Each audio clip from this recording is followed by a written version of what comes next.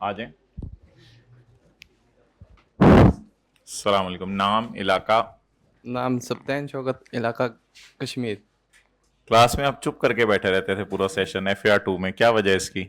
और आपकी समझ सही आ रही थी नहीं तो। नहीं, ये बात जवाब नहीं देने होते। अच्छा, कितने पेपर दिए आपने? तीन सर, तीन पेपर दिए। कौन से? FAR 2, टैक्स और सीला। तो पेपर देके क्या आपको लग रहा था? अल्लाह पे छोड़ दिया था सर, पता बाकी मेहनत की थी सेशन के दौरान। आखिरी दिनों में कितनी देर पढ़ते थे?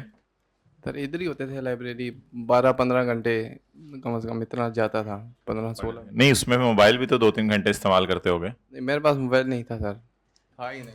अल्लाह अकबर, भाई ऐसे लोग दुनिया में हैं। ये आप लोग जो लोगों से पूछते हैं, ये ऐसे लोग दुनिया में हैं। अच्छा, माशाल्लाह। और इससे पहले पिछली दफा कितने पेपर दिए थे? पिछली बार भी 3 दिए थे सर, वो भी निकल गए थे तीनों पास हो अल्हम्दुलिल्लाह गए। अल्हम्दुलिल्लाह। इनको क्या नसीहत करोगे जाते जाते? सर ये काफ़ी में। हाँ, पूछो पूछो, पूछ सवाल।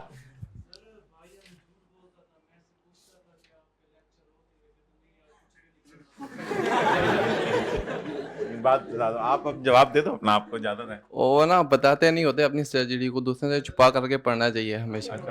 नजर लग जाती है, अच्छा। अच्छा, तो FAR 2 में आपने कौन से सवाल किए पहले? सर सबसे पहले तो पहले 3 शॉट किए थे, पहले वाले। कौन से टॉपिक्स के? सबसे पहले IS इंटेंजिबल का किया। उसके बाद ऑपरेटिंग सेगमेंट वाला किया था सर। उसके बाद लीज वाला करा था। उसके बाद मैं उस पे चला गया था, कंसल्टेशन में से जो आया था। उसके बाद IS 12 का किया। आप कुछ ऐसा करते थे कि जिस वक्त टाइम खत्म हो जाता था अगले सवाल पे मूव कर जाते थे? जी सर, जी सर करा है। मैंने कंसल्टेशन का छोड़ा था क्योंकि वो मेरा नेगेटिव आ रहा था काफ़ी।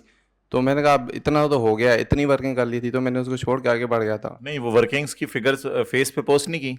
नहीं करी थी, लेकिन टोटल नहीं करी थी। अच्छा, जी। ठीक है।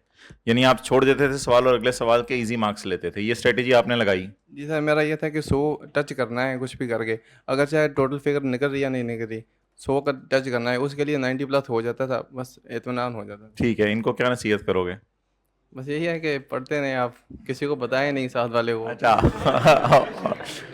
और मुझे ये बताओ कि जब नॉर्मल पढ़ाई के दिनों में उस वक्त भी मोबाइल नहीं था, 4-5 महीने जो शुरू में जब लेक्चर चल रहे थे?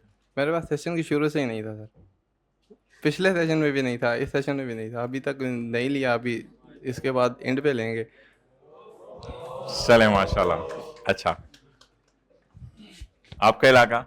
मेरा नाम मोहम्मद सिप्तैन है और मैं मुल्तान से हूँ। मुल्तान से। तो कितने पेपर दिए आपने? मैंने 3 दिए थे, R2, सीला और टैक्स, और तीनों पास हुए हैं अल्हम्दुलिल्लाह। सीलों में नहीं, क्या मशवरा दोगे? सीला में मैंने तो इतना कुछ नहीं पढ़ा हुआ था, लेकिन सीला का थोड़ा खौफ था। रिप्रोडक्शन मुझे फुल तैयार थी और केस स्टडी इतनी खास नहीं थी, तो लेकिन फिर भी अल्लाह का शुक्र है पास हो गए। अच्छा, FAR 2 के पेपर के आखिरी दिनों में क्या आपने लर्न किया कि ये मैं कर लेता पहले तो बेहतर हो जाता, और पेपर में बैठ के आपको क्या अंदाजा हुआ कि ये हो जाता तो बेहतर हो जाता? FAR 2 में जो भी किया अच्छा ही किया था, फिर इसलिए पास हुआ है। तो ये है कि तेज़ तेज़ किया था, फिर जिस तरह एक साल ख़त्म होता था दूसरे पे तेज़ तेज़ ऐसे करते चल जाते थे, और अल्हम्दुलिल्लाह अच्छा हो गया था पेपर। अच्छा, जो पार्ट बी वाले हमारे लेक्चर होते थे वो फिजिकली लेते थे या ऑनलाइन लेके छोड़ देते थे? वो तकरीबन 80% फिजिकल लिए थे और आपने? बाकी तो मैंने सारे फिजिकल लिए थे। सारे फिजिकल लिए थे। अच्छा, टेस्ट?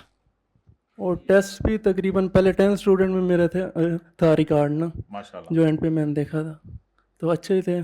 तकरीबन 80-90% टेस्ट भी दिए थे। और आपने? मैंने सारे करे थे, मेरा फर्स्ट नंबर पे आया था इन एग्रीगेट टोटल। अच्छा, in aggregate total first number पे आया था, माशाल्लाह। चलें भाई, बहुत बहुत शुक्रिया। चलें जी।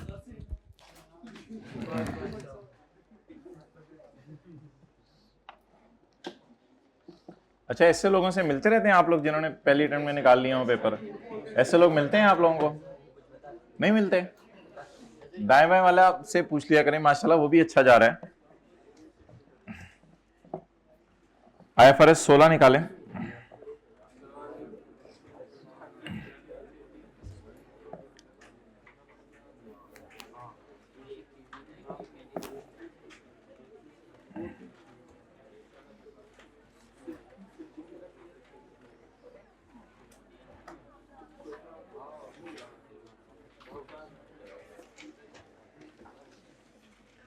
वैसे इस दफा इतने ज्यादा बच्चों से मिलके मुझे लगे थिंग्स आर मैनेजेबल। लोग करते हैं, पढ़ते हैं, पास भी हो रहे हैं धड़ाधड़, 3-3 निकाल रहे हैं, कोई 4-4 निकाल रहे हैं, लेने लगी हुई हैं पास वालों की। ओके,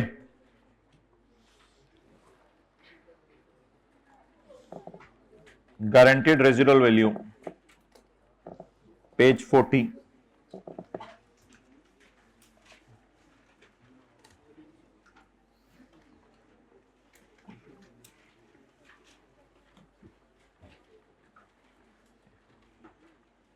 आपको मैंने बताया था गारंटीड रेजिडुअल वैल्यू वो होती है जो लेसर को ऐसे बंदे ने गारंटी की हो जिसके साथ लेसर का रिलेशन नहीं है। It is a guarantee made to a lessor by a party unrelated to lessor. और ये पार्टीज 3 थी, शायद आपको याद हो, लेसी, लेसी का जानने वाला और कोई थर्ड पार्टी, बैंक वगैरह। तो it is a guarantee made to a lessor by a party which is unrelated to lessor that the value of an underlying asset at the end of lease term will be at least a specified amount. अच्छा, ये है GRV की definition. अब इस GRV ने LP में कैसे जाना है वो आप पढ़ चुके हुए हैं, वो मैं जरा दोबारा आके बताता हूं। ये GRV की डेफिनेशन है। इस GRV ने LP में कैसे जाना है लेसर के लिए, वो हमने बड़ा क्लियरली पढ़ा था पेज नंबर 35 पे कि any residual value guarantee provided to lessor by lessee by a party और a third party unrelated to. अब इन तीनों को जमा करके उसने किसकी डेफिनेशन में डाल दिया? GRV की डेफिनेशन में। तो बोले GRV की डेफिनेशन में किस किस को डाला? All parties that are unrelated to lesser, and those are lessee itself, a party and a, so basically these all are un to lesser। लेकिन अगर लेसर का जानने वाला गारंटी कर दे, उसका नाम क्या रखा था? UGRV।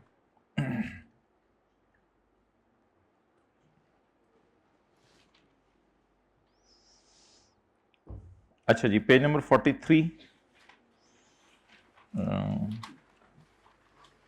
44 ये सारा हो गया हुआ है।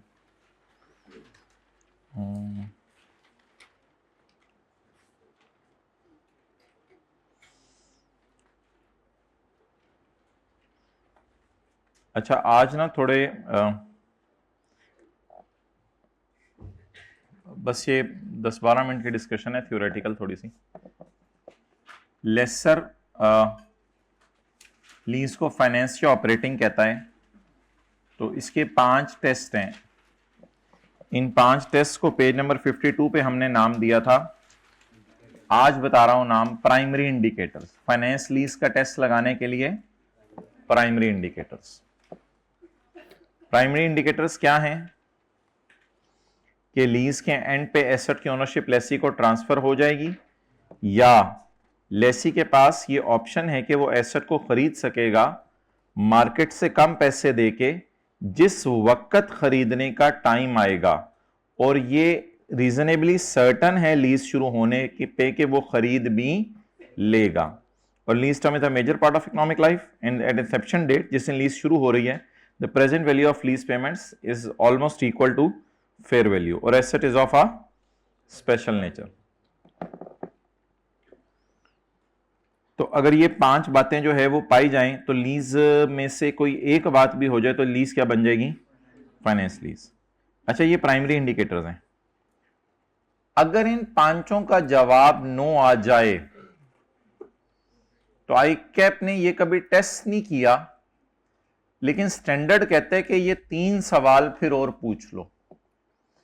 अगर इन तीनों में से किसी एक का जवाब भी यस आ गया तो चाहे 5 का जवाब नो है, तो ये 3 एक एक्स्ट्रा इंडिकेशंस हैं कि फाइनेंस लीज ही लग रही है मुझे। तो ये 3 सेकेंडरी इंडिकेटर्स हैं, never being tested by ICAP, but may be MCQ set हो जाए कि प्राइमरी और सेकेंडरी को अलग अलग करें। तो 5 वो तो हमें याद है, बाकी 3 सेकेंडरी हैं। इस 8 के अलावा कोई 9वां 10वां दे दे तो वो कोई इंडिकेटर ही नहीं है। Indicator of a situations that individually, इनमें से कोई एक पूरी हो जाए या सारी पूरी हो जाए, could also lead to lease being classified as finance lease. तो लिखें, अगर ऊपर वाले 5 का जवाब नो आए और इनमें से किसी एक का जवाब यस आए तो भी फाइनेंस लीज है। अगर ऊपर वाले 5 का जवाब नो आए, ये हाइब्रिड में तीसरी रो में नहीं जवाब आ रहा, तीसरी रो मींस वो जो पहली 2 रो खाली हैं और तीसरी रो में लिख ही नहीं रहे। अगर ऊपर वाले 5 का जवाब नो आ गया और बोले और इनमें से किसी एक का जवाब भी यस आ गया तो ये लीज फाइनेंस लीज बन जाएगी। हाइब्रिड में लेट आने पे ये लीज फाइनेंस लीज बन जाएगी।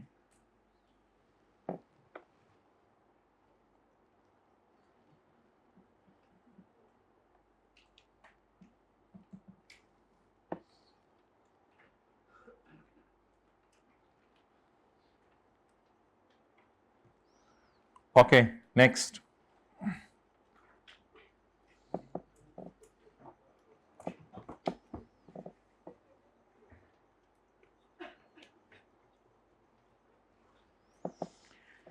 अगर if the lessee can cancel the lease, अगर लेसी लीज को कैंसल कर दे, if the lessee can cancel the lease, अगर लेसी लीज को क्या कर दे, कैंसल कर दे, the losses of cancellation are borne by lessee. तो अगर लेसी लीज को कैंसिल कर दे तो कोई लॉसेज आए, ये पेनल्टी नहीं, पेनल्टी वगैरह तो वो अलग होती थी, पेनल्टी कोई इंडिकेशन नहीं है। तो लेसर को जो लॉसेज वगैरह आएंगे इसकी वजह से वो लेसी बर्दाश्त करेगा। यानी अगर लेसर उसको कहे कि यार तुमने तो ये लीज कैंसिल कर दिया, मैंने फलां बंदे से बात कर ली भी थी, तुम्हारी वजह से उस बंदे को मैंने भेजा, अब वो बंदा मेरे पास आ नहीं रहा, वो वाले रेंटल भी जा रहे हैं, ये भी जा रहा है, तो इधर उधर के डाल के उसने लॉसेज लेसी पे डाल दिए और एग्रीमेंट में लिखा हुआ है कि लेसी ही इसको बर्दाश्त करेगा। तो फिर बज़ाहिर लग रहा है स्टैंडर्ड को कि ये लीज ऑफ फाइनेंस ही है, शायद एसेट लेसी के पास ही चला गया, क्योंकि फिर लेसी बहुत बड़ा स्टेप ले रहा है, कहते हैं कि लॉसेस खुद बर्दाश्त करूंगा तुम्हें जितने भी हुए अगर मैं लीज कैंसिल करूं। तो अगर एग्रीमेंट में ऐसी कोई बात लिखी हुई है तो भी लीज क्या बन जाएगी, फाइनेंस। गेन्स और losses from fluctuation in fair value accrue to lessee, अगर एसेट की नेचर ऐसी है कि उससे कोई बेचने पे गेन या बेचने पे कोई लॉसेस आते हैं तो लेसर ने कहा है वो तुम्हारे हैं क्योंकि मैंने एसेट तुम्हें ही दे दिया हुआ है, तो फिर भी ये लीज क्या है, फाइनेंस लीज है। और तीसरी बात, द लेसी हैज, ये एंड का मतलब ये नहीं कि तीनों पूरी होनी जरूरी है, क्योंकि ऊपर उसने लिखा हुआ इंडिविजुअल और इन कॉम्बिनेशन, तो और ज्यादा अप्रोप्रिएट होना चाहिए था। The lessee has the ability to count, मतलब ये कि वो उसने ऊपर जब लिख दिया इंडिविजुअली और इन कॉम्बो तो फिर एंड लिखते हुए उसको कोई डर नहीं लगा। तो the Lesi has the ability to continue the lease for a secondary period at a nominal rent, अगर लेसी के पास ना होने के बराबर रेंट देके सेकेंडरी पीरियड के लिए लीज को कंटिन्यू करने का राइट है तो भी ये लीज क्या है, फाइनेंस लीज, जिसको आप उधर नहीं कहते थे IAS 38 में कि मिनिमल प्राइस के ऊपर जो है वो रिन्यू करा ले। तो मेन 5 साल के लिए किराया 1 लाख और अगले 5 साल के लिए किराया है 500 रुपया, तो अब आप कहोगे यार हर साल का किराया लाख है, आगे 500 किराया देने, फिर तो मुझे ही मुझे हैं। The lessee has the ability to continue the lease for a secondary period at a nominal rent. तो अगर इन तीनों में से कोई एक बात भी पाई जाए और ऊपर वाले 5 के जवाब नो आ रहे हो तो yes you can still classify the lease as a finance lease. तो बस ये secondary indicators. Fluctuation in fair value means asset की फेयर वैल्यू अगर ऊपर नीचे होगी तो लेसर ने कहा है वो तुम्हारा ही होगा, इससे फिर लेसी खुद एसेट को समय एहतियात से इस्तेमाल करता है, बस लेसी ये एहतियात करता है। ऐसे जो एंड पे आएगा, हाँ डिस्पोज ऑफ। भाई आप तो अभी भी मुझे मिले थे, आप क्यों लेट हो गए? हाँ अच्छा जी,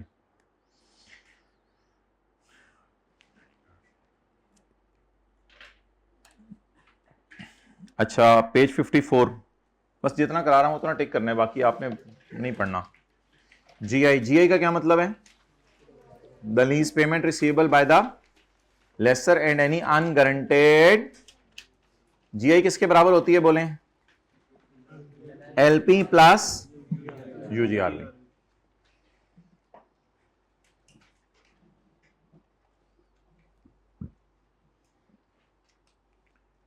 interest rate implicit in the lease क्या होता है?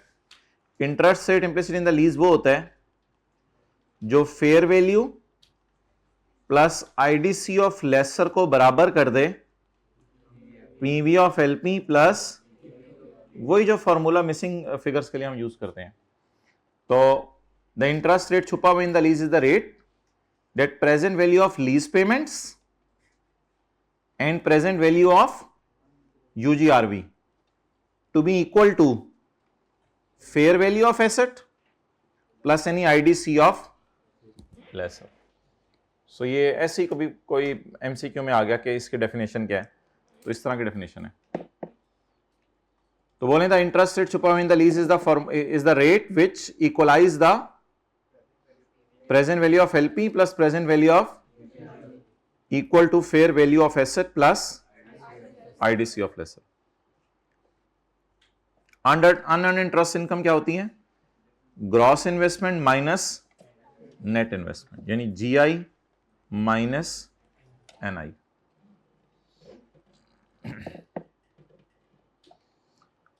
अच्छा जी, example 1, calculate guaranteed and unguaranteed residual value for lessor. Lessor क्या करता था? लेसर आपको याद है 9 बजे अगर गारंटी कराए 7 मिलियन की, तो 10 बजे सोचता था कि एसेट की रेजिडुअल वैल्यू या फेयर वैल्यू होगी 10 मिलियन। तो वो एक्सपेक्टेड टू बी पेड वाला सिनेरियो नहीं होता था।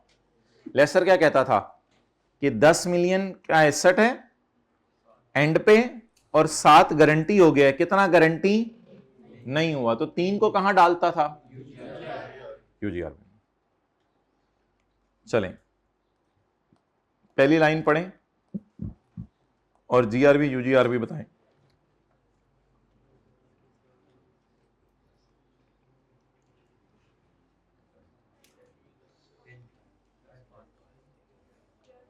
इधर आ जाए, पहली रो में आ जाए। 9 बजे गारंटी कितनी मिल गई और 10 बजे मैंने क्या सोचा एसेट कितने गए, तो 15 में से 10 गारंटी मिल गई, तो बाकी 5 unguaranteed. Next, lessee has not guaranteed any residual value. Lessee has not guaranteed any, however lesser expects that machine will have a residual value of 4 at the end of lease term, तो 4 minus 0, so what is UGRV? 4। Laser ने अंदाजा लगाया कि 30,000 का asset होगा eight the end of lease term. 9 बजे 10 बजे? ये 10 बजे वाली फिगर है, लेसर का अंदाजा है। भाई प्लीज ये अंदाजे वाली फिगर को मिक्स ना करें एक्चुअल एग्रीमेंट वाली फिगर से। अंदाजे वाली फिगर को मिक्स ना करें, एग्रीमेंट वाली फिगर जीआरवी होती है। लेसर ने क्या अंदाजा लगाया एसेट कितने का होगा? However, only 20,000 is guaranteed by lessee, तो गारंटी कितनी मिल गई? टोटल 20 गारंटी, तो 10 अनगारंटेड। बस आप लोगों को कहा था मैंने IS 12 अभी फ्रेश माइंड के साथ शुरू करेंगे, अभी थोड़ी देर में शुरू करते हैं। लेसर का अंदाजा है कि रेजिडुअल वैल्यू कितनी होगी at the end of lease term? 5 lakh अंदाजा है, out of which 2 lakh is तो अनगारंटेड।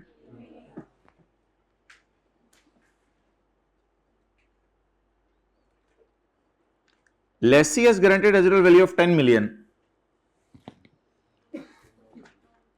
9 बजे। However, उसका ख्याल है कि रेजिडुअल वैल्यू 7 होगी। ये पास पेपर में भी एक दफा कराया मैंने। उसका ख्याल है कि 7 होगी, उसमें से 10 गारंटी हो गया, तो अनगारंटेड -3 नहीं मैंने कहा था लिखना है, बस 0। गारंटी अल्लाह का शुक्र है बस 10 की मिल गई है, वो आपकी लक है कि ज्यादा गारंटी मिल गई। तो ये थोड़ा सा एक अजीब सा था, पास पेपर में भी था, इधर भी मैंने आपको करवाया। अच्छा, अब अगर हम एग्जांपल 6 बनाएं तो जीआरवी मिली from lessee ₹13, estimated RV total residual value is 17 and ₹1 is guaranteed by lesser associate lessor के एसोसिएट ने 1 गारंटी कर दिया। ये भी कॉन्सेप्ट आपको एक दिन कराया था। आप बताएं टोटल कितनी है? इसमें से गारंटेड 13, बाकी 4 में 1 रुपया जानने वाले का भी पड़ा हुआ है लेसर के, लेकिन इसको इसमें पड़ा, याद है मैंने कहा इसको इसमें पड़ा रहने दे, इसको कुछ भी नहीं करना। तो रेजिडुअल वैल्यू, गारंटी, अनगारंटेड, इस 4 में अगर जानने वाले की गारंटी भी पड़ी है तो इसको डिसरिगार्ड कर दें, इसको इग्नोर कर दें, बस पड़ी रहे। तो लिखें 13 और 4, नोट करें एग्जांपल। तस्वीर खींच, क्या चीज 0 वाला? बस फिर वो 13 ही लेते, फिर कुछ भी ना करते हैं। कर सकते हैं एक को फिर यूजर में डाल दें फिर।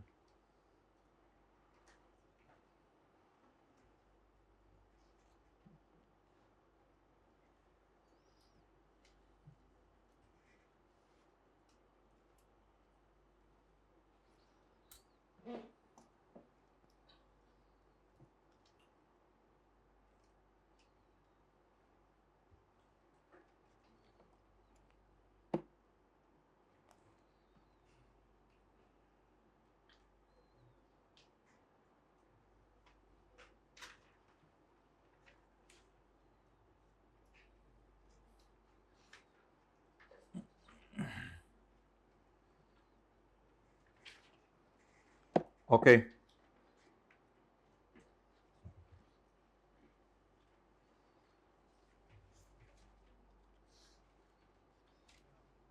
पेज 58, लेसर के डिस्क्लोजर।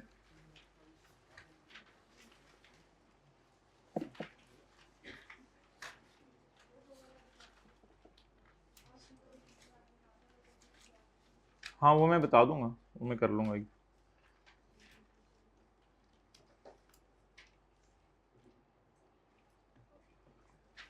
अच्छा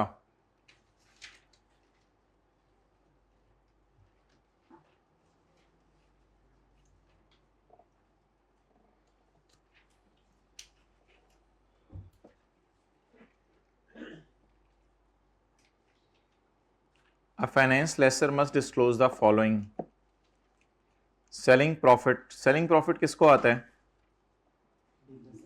सिर्फ डीलर मैन्युफैक्चरर लेसर को।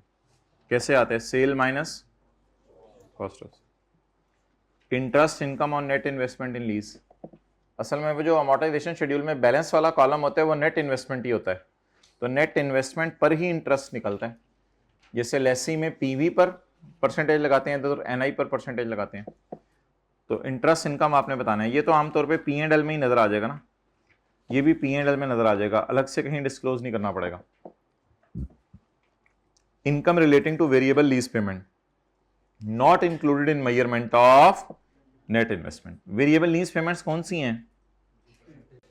जो सेल के ऊपर परसेंटेज लगा के आपकी इनकम आती है,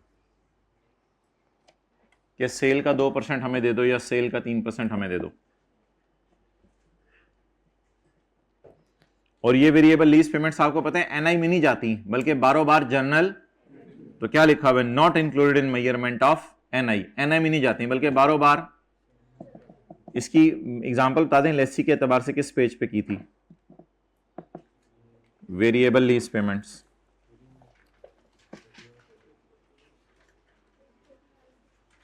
page number 39, variable lease payments.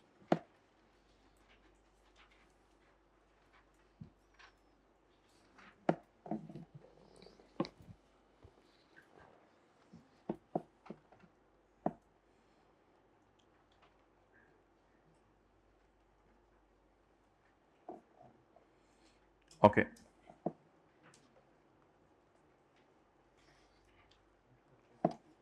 A lessor shall provide a qualitative and quantitative explanation of significant changes in the carrying amount of net investment in the lease. Net investment के अंदर जो change आ रही है उसकी qualitative और quantitative explanation दो। Qualitative और quantitative. Quantitative means के बैलेंस शीट में आपको पता चल जाएगा एलआर जो है उस पर क्या फर्क पड़ा है, तो ये क्वांटिटेटिव एक्सप्लेनेशन हो जाएगी कि लीज रिसीवेबल पिछले साल कितना था, इस साल कितना है। तो ये क्या हो गई, क्वालिटेटिव एक्सप्लेनेशन जो है वो अभी आ जाती है कि क्वालिटेटिव एक्सप्लेनेशन क्या है। तो बोलें पहला डिस्क्लोजर, ग्रॉस प्रॉफिट कितने हैं, इंटरेस्ट इनकम कितनी है, वेरिएबल लीज पेमेंट्स कितनी है, और क्वालिटेटिव एंड क्वांटिटेटिव एक्सप्लेनेशन किसकी, of net investment in lease की। और लेसर क्या बनाता है, और क्या बनाता है, a lessor shall disclose a maturity analysis of undiscounted lease payments। Lease payments में सिर्फ क्या आती हैं, रेंटल्स वगैरह, और डाउन पेमेंट तो पहले साल पे हो जाती है, वो तो हमारे साल की पेमेंट के नीचे लाइन लगती है, तो डाउन पेमेंट कैसे आएगी इसमें, तो वो आपको पता है रेंटल और जीआर भी आमतौर पे आते हैं। तो lease receivable for a minimum of each of the first 5 years, पहले 5 सालों की अलग अलग बना दें, plus total amount for the remaining years. और रिकॉन्सिलेशन में क्या आता है, lessor shall reconcile the undiscounted lease payments. ये क्या हो गया, undiscounted lease payments. A lessor shall reconcile the undiscounted lease payments to the net investment in lease।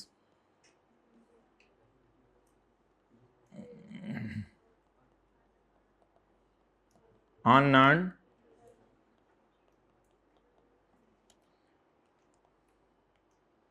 to undiscounted lease payments to the net investment in lease। इस figure को इस figure से reconcile कराने में बताओ कि बीच में ये 3 आइटम आ रहे हैं। तो lessor shall reconcile the undiscounted lease payments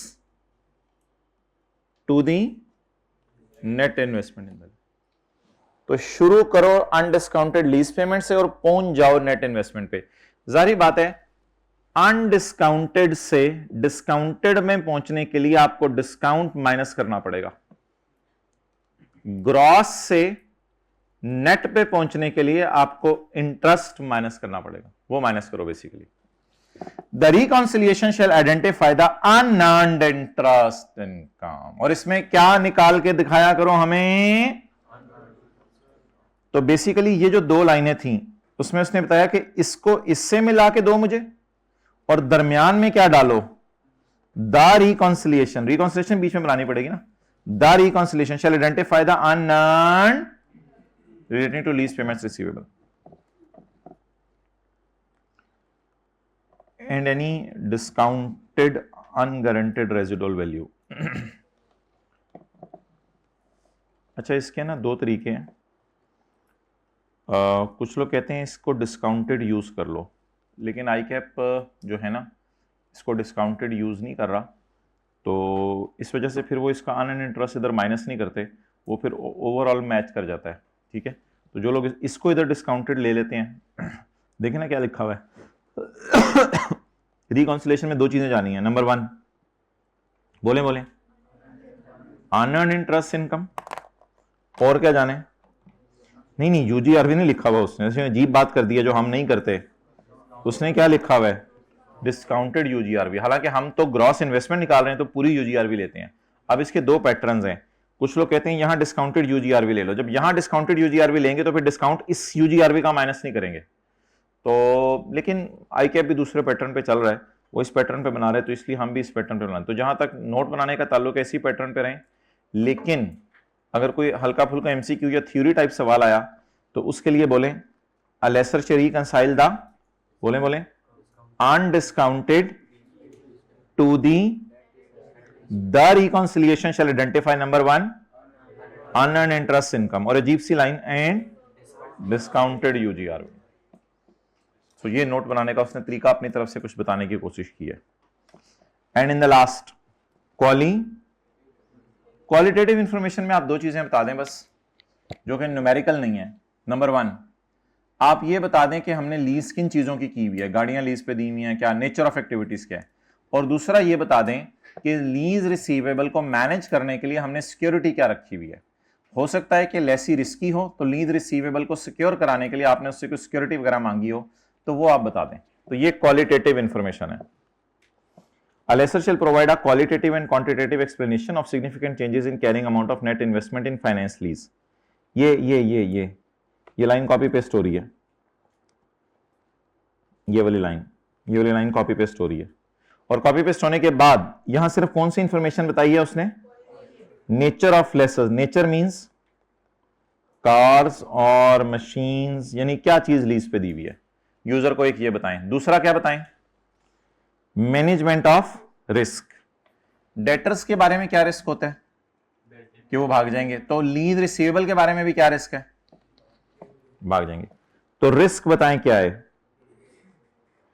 LR में बिकम बैड डेट, ये रिस्क है। इस रिस्क को कैसे मैनेज किया हुआ है,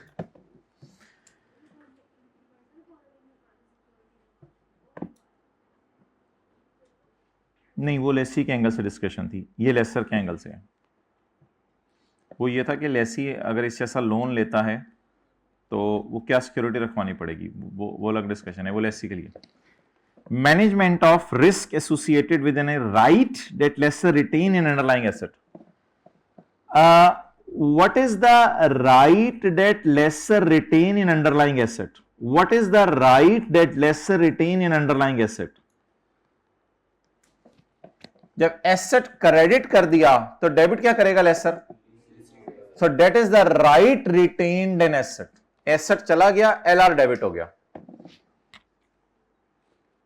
तो एलआर का मुश्किल सा नाम बताएं, right that lessor retains in underlying assets. अच्छा भी जिन हजरात ने लेट ज्वाइन किया है वो बस जल्दी जल्दी कोशिश करके पिछले लेक्चर पे वो कवर करने की कोशिश कीजिएगा। ओके, आगे चलें।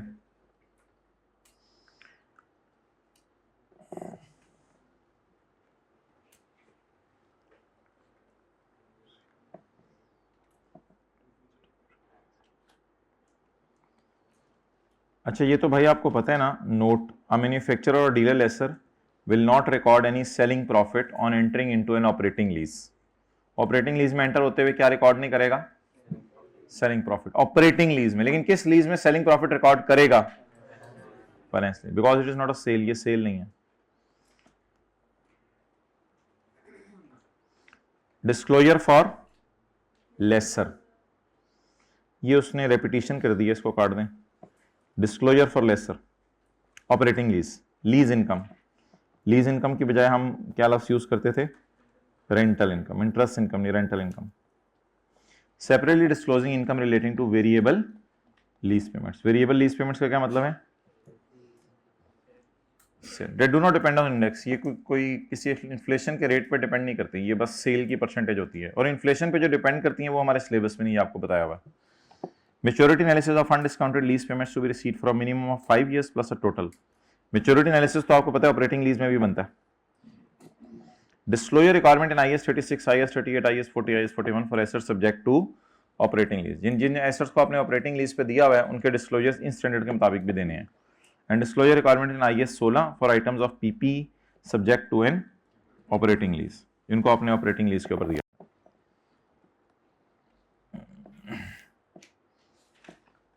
तो मशीन गिवन ऑन, बोले ऑपरेटिंग लीज, तो मशीन फिर क्या बन जाएगी, पीपी। जब पीपी बन जाएगी तो इस पे कौन सा स्टैंडर्ड लगेगा, IAS 16 भी लगेगा, और लाइन खींच के अभी सब्र करें, IAS 36 भी लगेगा, और IAS 38 software given on operating lease. तो फिर सॉफ्टवेयर पे कौन सा स्टैंडर्ड लगेगा, IAS 38। So land and building given on operating lease, given on rent, तो इस पे क्या लगेगा? IS 40। एनिमल्स की लीज तो इतनी कॉमन नहीं है, हो तो दुनिया में कोई होती हो। बायोलॉजिकल एसेट्स कुछ भी हो जाए, हाँ, गिवन ऑन ऑपरेटिंग लीज, तो इन पे वो वाले स्टैंडर्ड भी लगेंगे। चले नोट।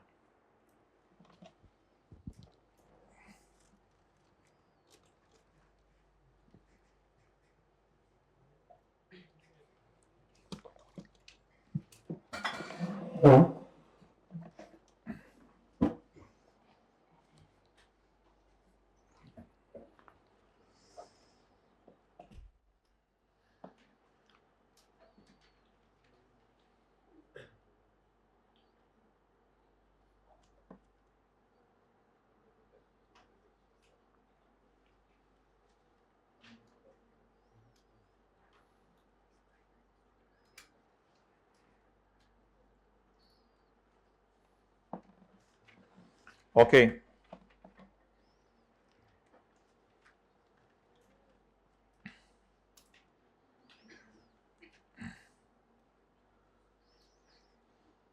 अच्छा जी, इसकी एक दफ़ा रिवीजन कर लें जो कल का चल रहा है, पेज 67।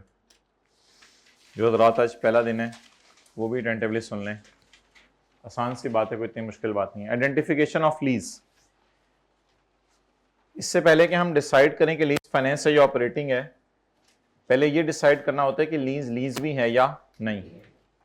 तो अगर तो एसेट आइडेंटिफाइड है और लेसर उसको बदलने का हक नहीं रखता, यानी लेसर ये नहीं लिखा हुआ कि इसकी बजाय ये चीज भेज दूंगा, इसकी बजाय ये चीज भेज दूंगा, लेसर उसको बदलने का हक नहीं रखता, और लेसी के पास डायरेक्शंस हैं यूज करने की, और लेसी ही उससे बेनिफिट लेगा, लेसर बार बार डिस्टर्ब नहीं करेगा आपको, तो ऐसी सूरत में कहा जा सकता है कि इट इज अ लीज, ये लीज है।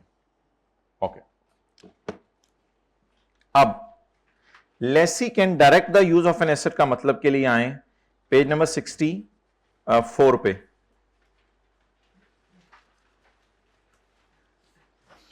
असल में पेज नंबर 64 एक ओवरऑल समरी है कि एसेट आइडेंटिफाइड होना चाहिए, एक्सप्लिसिट और इंप्लिसिट, और एसेट को लेसर बदल ना सके, और राइट टू कंट्रोल का लफ्ज है। राइट टू कंट्रोल में दो बातें हैं, तकरीबन सारे बेनिफिट्स लेसी ले उससे, और बेनिफिट्स लेने के साथ साथ डायरेक्शंस भी देने का उसको हक हो। Right to direct the use of asset is with lessee. No, what does it mean right to direct the use? I can give directions of use if I can give directions of use if how and for is not predetermined by lesser. अगर lesser how and for what predetermined ना करे तो अल्हम्दुलिल्लाह I have the right to give the direction. But if how and for what purpose is already predetermined by lesser, still I have the right to, still I can direct the use of asset, because the customer has the, क्योंकि customer के पास right to operate है, लेसी को right to operate दिया हुआ है। और अगर कई दफा how and for what purpose lessor predetermine कर भी दे, लेकिन कस्टमर के पास अपनी मर्जी का डिजाइन बनवाया हुआ है कस्टमर ने, तो फिर तो लेसर के कहने से कोई फर्क नहीं पड़ता, इसको इस चीज के लिए इस्तेमाल करो, ये तो चीज ऑलमोस्ट है ही मेरी, क्योंकि बनवाई मैंने अपने लिए।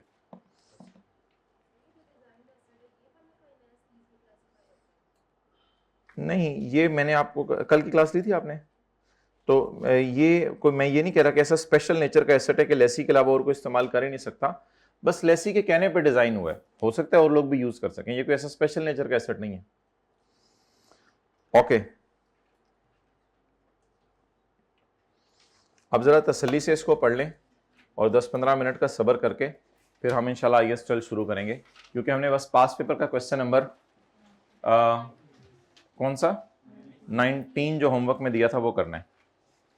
जब लीज शुरू हो तो एंटिटी, पिछला सफा है, जब लीज शुरू हो तो एंटिटी असेस करेगी क्या ये लीज भी है या नहीं।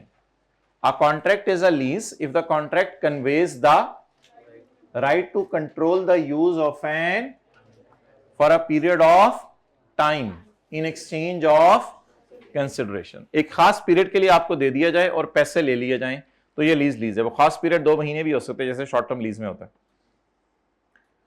एसेट आइडेंटिफाइड है या नहीं, वो एक्सप्लिसिटली भी हो सकता है, इम्प्लिसिट भी हो सकता है। Assets are not considered as identified. Asset identified नहीं है अगर सप्लायर उसको बदल सकता है। सप्लायर तब बदल सकता है एसेट को जब सप्लायर के लिए बदलना पॉसिबल हो और उससे सप्लायर क्या ले सके, बेनिफिट ले सके। Does the lessee have right to control, क्या कंट्रोल भी मेरे पास है? उसकी एक इंडिकेशन ये है कि तकरीबन उसे सारे बेनिफिट्स मैं ही लेता हूं, मैं ही उससे चीजें बनाता हूं, बार बार मुझे लेसर डिस्टर्ब नहीं करता, मैं ही उस शिप में सवारियां बिठाता हूं, लेसर बार बार डिस्टर्ब नहीं करता। And the right to direct the use, right to direct the use में हमने पढ़ा था lessee has a right to direct the use of an asset. ये अल्फाज अब आपने बिल्कुल याद करने अच्छे तरीके से। The lessee has a right to direct the use of asset. If the lessee has the right to direct how and for, अगर लेसी बताए how and for what purpose फिर तो इसी की मर्जी है। या if the how and for what purpose is already predetermined by lessor, अगर how and for what purpose lessor ने बता दिया है but the lessee has a right to operate और द लेसी डिजाइंड द, और इसका डिजाइन ही pre determine कर रहा है कि ये किस लिए, तो फिर ये लीज हमेशा क्या रहेगी, लीज। ओके, अब निकाल लें पास पेपर का क्वेश्चन नंबर 19।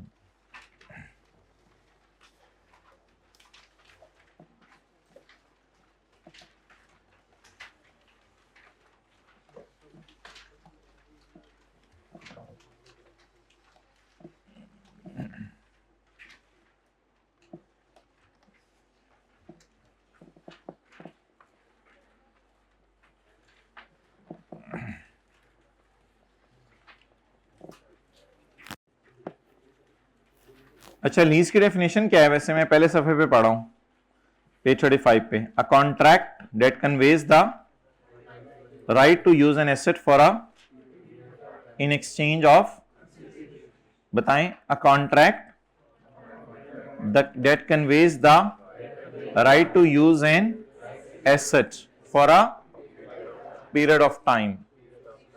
अगर ये डेफिनेशन पूरी हो रही है तो ये लीज क्या है, लीज। इसमें हमने दो बातें और पढ़ी हैं कि ये जो right to use an asset होना चाहिए उसमें एसेट क्या हो, आइडेंटिफाइड। एसेट क्या हो, identified.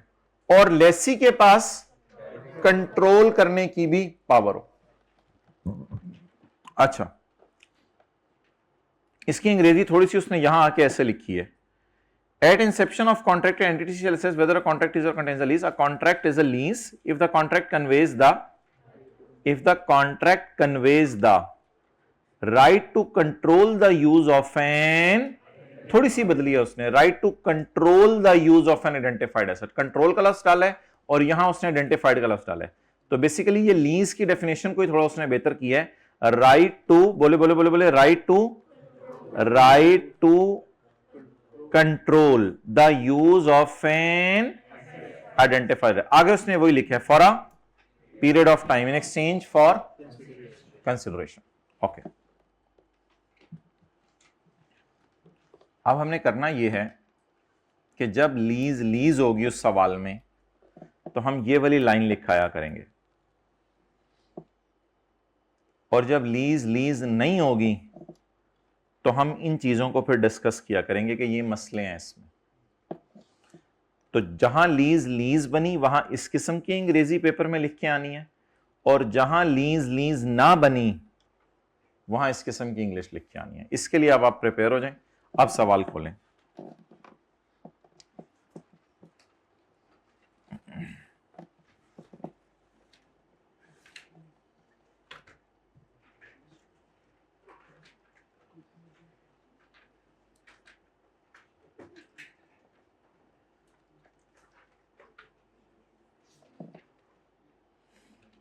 Alluring Limited is considering to enter into an agreement with Charming Limited for the use of a photocopy machine. भाई बुक्स पुरानी तो नहीं है किसी के पास? बस पुरानी बुक्स नहीं चाहिए। For the use of a photocopy machine for a period of 5 years. The initial draft contract fulfills all the conditions to be classified as lease. अच्छा, इनिशियल जो ड्राफ्ट कॉन्ट्रैक्ट बना था उसमें लीज की सारी शराइत पूरी हो रही थी। ये एसेट भी आइडेंटिफाइड था, मतलब ये कि एक्सप्लिसिटली या इंप्लिसिटली आइडेंटिफाइड था और लेसर इसको बदल नहीं सकता था, और मेरे पास कंट्रोल की पावर भी अवेलेबल थी, यानी मैंने ही इसे फायदा उठाना था और मैंने ही यूज की डायरेक्शंस देनी थी। ये सब कुछ पूरा हो रहा था, लेकिन unluckily however the following additional terms are under consideration. ये टर्म्स भी डालने का सोच रहे हैं, अब हम डाली नहीं अभी। Following additional terms are under consideration between the parties for inclusion in the contract. For each additional term, हर एडिशनल टर्म को अलग अलग इवेल्युएट करें कि इसके डालने से क्या फर्क पड़ेगा लीज पे, चारों के डालने से नहीं पूछ रहा। यानी कॉन्ट्रैक्ट एक फाइनल बन चुका हुआ है, उसमें अगर पहली डालेंगे तो कॉन्ट्रैक्ट पे क्या फर्क पड़ेगा, फिर पहली को इग्नोर कर दें, फॉर ईच, फिर दूसरी डालेंगे तो क्या फर्क पड़ेगा। फॉर ऑल नहीं लिखा हुआ, फॉर ईच, हर एक को अलग अलग डाल के देखो कॉन्ट्रैक्ट पे क्या फर्क पड़ेगा। तो अल्लाह का शुक्र है, इन टर्म्स को डालने से पहले ये लीज थी। अब देख रहे हैं इन टर्म्स को डाल के क्या बनता है। जैसे दही है, दही है, अब उसमें शक्कर डाल के देखो, चीनी डाल के देखो क्या फर्क पड़ता है, नमक डाल के देखो, उसके अंदर जो है वो पुदीना डाल के देखो क्या फर्क पड़ता है, अलग अलग डाल के देखो कि अब इसके ऊपर क्या फर्क पड़ता है। जब जैसे ही आपने जो है वो पुदीना डाला तो आपने कहा ये तो चटनी बन गई, जैसे ही आपने शक्कर डाला ये तो मीठा हो गया। तो बस ये देखना है अब आपने ये लीज भी रहेगी या नहीं। तो दही है अपनी जगह, अब इसमें डिफरेंट चीजें डाल के देखो कि नतीजा क्या निकलता है। सबसे पहले हम पॉइंट 4 से शुरू करते हैं। CL लेसी या लेसर सप्लायर है या कस्टमर है? Supplier. Supplier has a right to replace the machine with another machine. बताएं। Assets are not considered as, if लिख के आएंगे या बिकॉज लिख के आएंगे?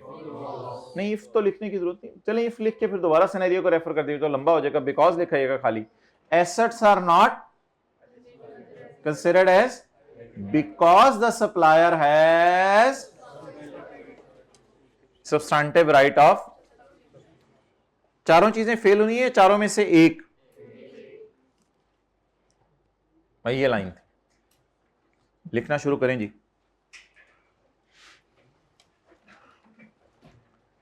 The asset is not considered as identified। आप लोग ऐसे करें ना, हेडिंग दे दें, यानी कि रिक्वायरमेंट नंबर 4 दे दिए ना हेडिंग। अब लिखना शुरू करें। The asset is not considered as, बोले, identified because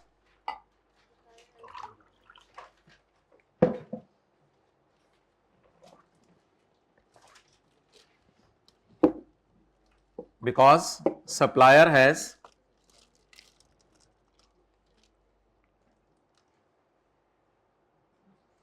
substantive right of substitution।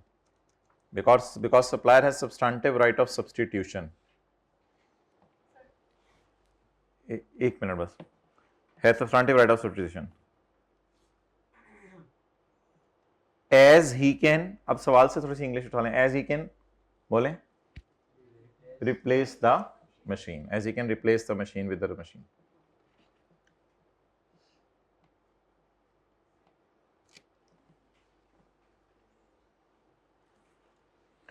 अच्छा, अब मैं एक छोटी सी बात लिखवाने लगा हूं, बेहतर है लिखाएं। The substitution right is substantive because practical है ना, फोटोकॉपी मशीन बेचना, फोटोकॉपी मशीन चेंज करना। कोई आपने होता है फोटोकॉपी मशीन के नीचे तो कई बार टायर भी लगे होते हैं, तो पुरानी ले जाएगा, नहीं लाके दे दो, कोई इंस्टॉल तो नहीं हुई होती, अंडरग्राउंड वायरिंग तो नहीं हुई होती इसकी, इसलिए थोड़ी सी ये लाइन लिख जाए। कहां से लिखवाना मैंने शुरू किया? The substitution right here is substantive. ये वाली बात भी लिखी, the substitution right here is substantive because practically we can substitute the photocopy machine. कर सकते हैं ना, वैसे ये मुश्किल काम है, कर सकते हैं practically. We can substitute the photocopy machine.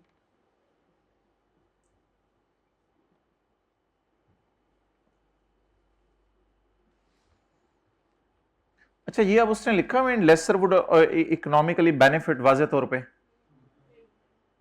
पे तो नहीं लिखा हुआ कि लेसर अब कि वो मशीन किसी और को दे देगा और उससे ज्यादा फायदा कमाएगा। लेकिन मेरे ख्याल से तो ऐसे पागल तो नहीं होंगे फिर बिला वजह मुझे डिस्टर्ब करेगा। मकसद तो उसका यही होगा ना कि मेरे से लेके किसी और को दे के फायदा कमाए। तो अब थोड़ा सा ऐसे सॉफ्ट सा अजीब सा लफ्ज लिख लें, and apparently he would benefit economically from it. Apparently हमें यही लग रहा है कि वो करेगा। वाजे तौर पे तुमने तो नहीं बताया, लेकिन थोड़ा सा जरा उसको एग्जामिनर को जरा थोड़ा सा रोप डाल के अपना थोड़ा सा अंग्रेजी मार दें। And apparently lessor would economically, हाँ lessor would take benefit from it, बस जो भी लिख दें, lessor would take economic benefit from it.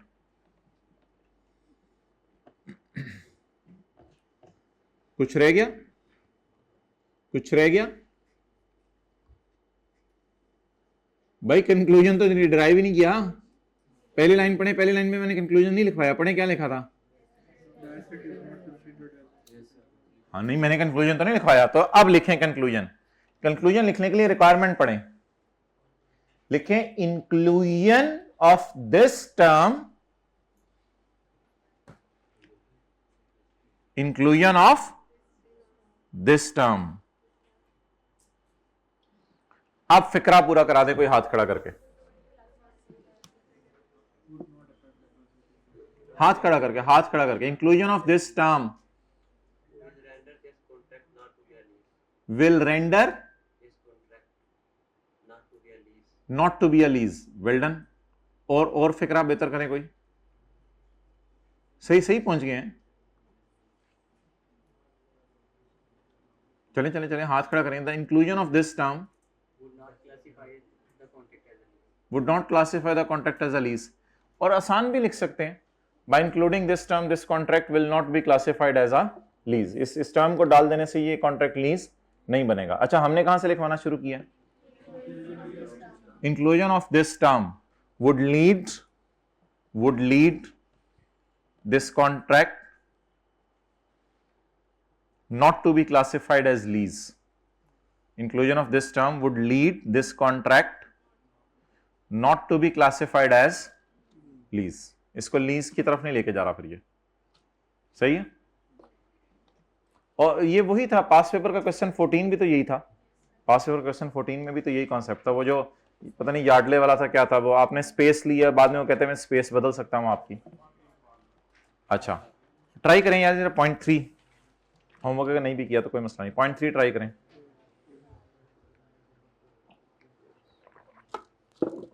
The right to terminate is not there in any these 4 points. ये right to terminate in 4 points के अंदर नहीं है, तो क्या लिख के आए?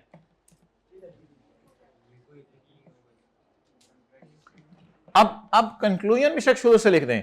द इंक्लूजन ऑफ, मैं एक minute, the inclusion of this term will यानी कि still classify this lease to be as lease because the contract conveys the right to, अब ये वाले तो लिखने नहीं है। The contract conveys the right to control the use of an for a period of time. आगे bracket में छोटा सा लिख सकते हैं, दो इट इज वेरिएबल, यानी टाइम वेरिएबल है। क्योंकि वेरिएबल क्यों है?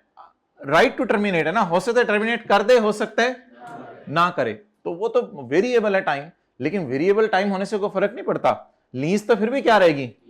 अच्छा, कहीं हमने ऐसे पढ़े कि लीज टर्मिनेट नहीं हो सकती तो लीज होती है, लीज टर्मिनेट करने की ऑप्शन डाल दो तो ये लीज ही नहीं रहती। बल्कि हमने कई सवाल किए हैं जिसमें टर्मिनेशन की पेनल्टी पे कर रहे थे, फिर भी लीज वाली अकाउंटिंग की है। तो मेरे कहने का मतलब है कि ये जो पॉइंट 3 लिखा हुआ है, it is not discussed in these 4 lines, 4 paras, so it is irrelevant for our decision. So let's discuss only this. तो लिखें, in this contract there is a right to control, there is a right to control the use there is a right to control the use of an right to control क्या, photocopy machine इस्तेमाल करेंगे, identified machine, तो right to control identified asset for a period of time.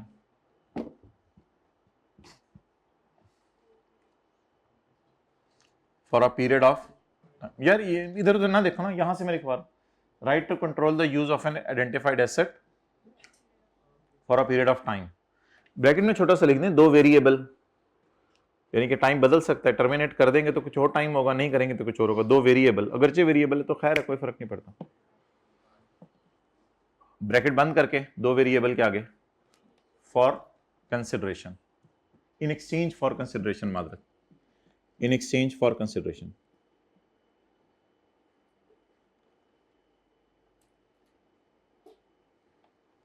So by including this term, it will still be classified as lease. So by including this term, it will still be classified as lease.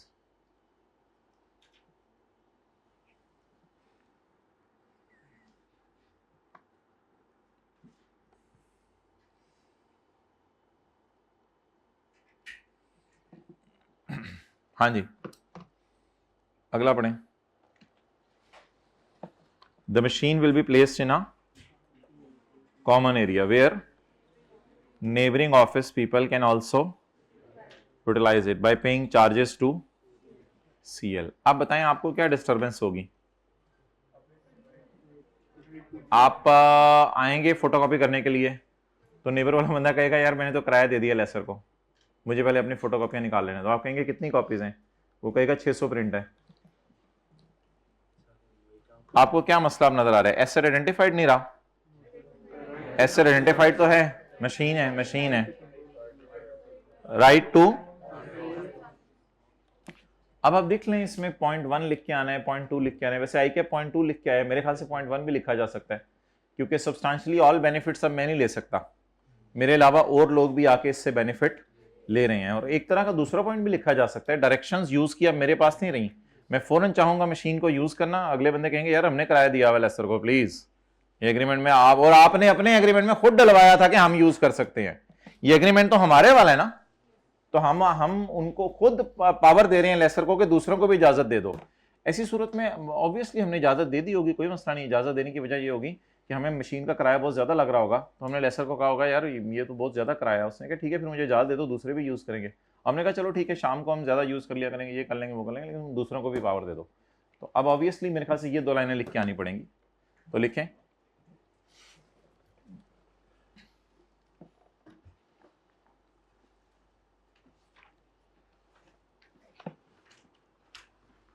The right to control the use,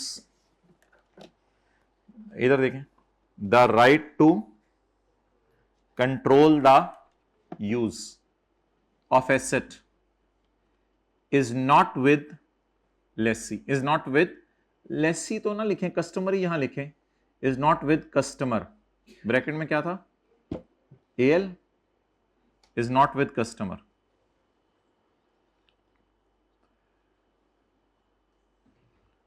दोनों बातें लिखा है, because he cannot obtain substantially all the benefits, because he cannot obtain substantially all the benefits. हर वक्त वो तो नहीं photocopy कर सकता ना अब, and he has no right to direct the use, and he has no right to direct the use। आगे क्या लिखेंगे? आगे ये लिखा है as machine will be placed in a common area where others can also take benefit, as machine is placed in a common area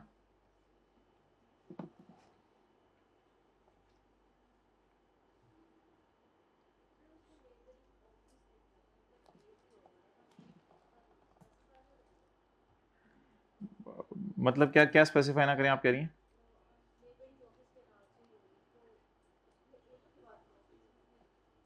हाँ office हो या ऑफिसेज हो, लेने को तो वो भी 4 घंटे कॉपी कर सकता है, कर दें। हाँ नेबरिंग ऑफिस।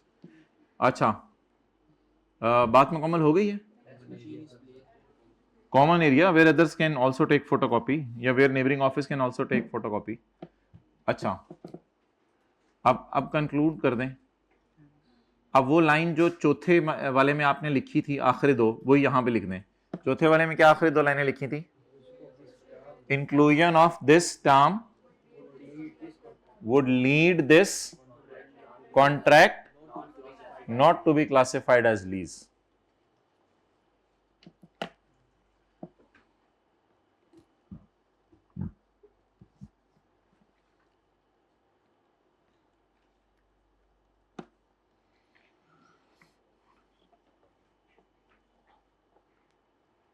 अच्छा, एक टर्म हम ये डालने का सोच रहे हैं इसमें कि किराया जो है ना, हम उस तरह नहीं लिया करेंगे कि हर महीने का किराया मुझे 10,000 दे दो मशीन का।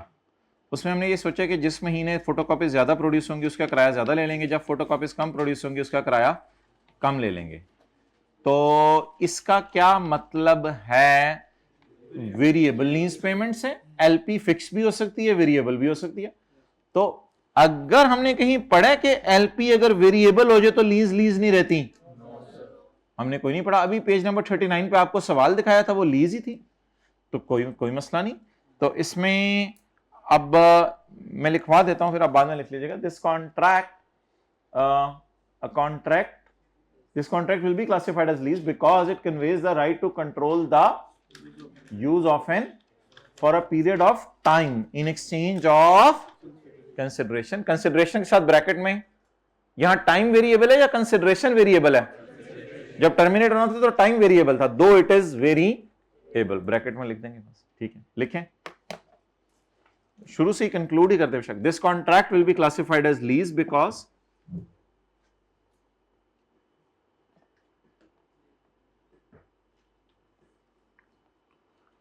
शुरू में वैसे क्लस डाल देना चाहिए था। By including this term still this contract,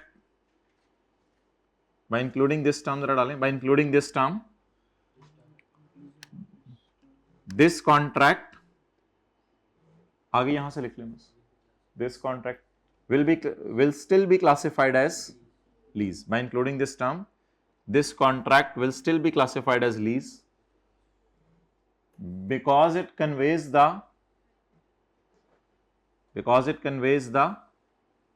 थकना नहीं है, बुजुर्गों की जिंदगी की एवरेज निकाले के 16 सफे दिन में लिखते थे। Because it conveys the right to control the use of an identified asset for a period of time in exchange of consideration.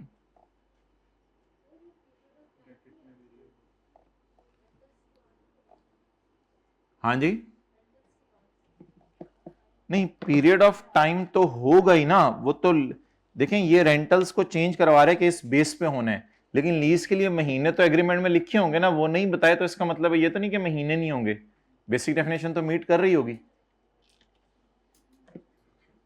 In exchange for consideration लिख दें और ब्रैकेट में दो वेरिएबल, चाहे वेरिएबल भी है तो कोई फर्क नहीं पड़ता।